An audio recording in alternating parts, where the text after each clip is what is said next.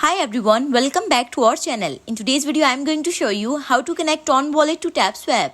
So we are going to head over to our TapSwap first. We are going to open the Telegram app and here we are going to select TapSwap and click on Start Now.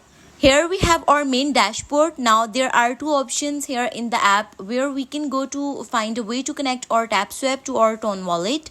The first option is task. So at the bottom you have task here and under task you have three tabs. You have special leagues, reference task. Currently we don't have the option to connect our Ton wallet to TapSwap.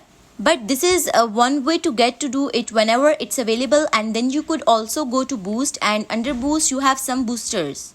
Under boosters, one of the options too would be to connect your Ton wallet to your TapSwap. You can be accumulating your coins while you wait for TapSwap to activate the option to connect your Ton wallet to your TapSwap. Remember, when the announcement comes, you can check here in the task where you can do that here, or you can go over to boost where you can connect your Ton wallet to TapSwap. In the meantime, you can keep following with other tasks, doing some referrals and keep tapping to get more coins so that when the time comes, you can transfer your TapSwap to Ton wallet.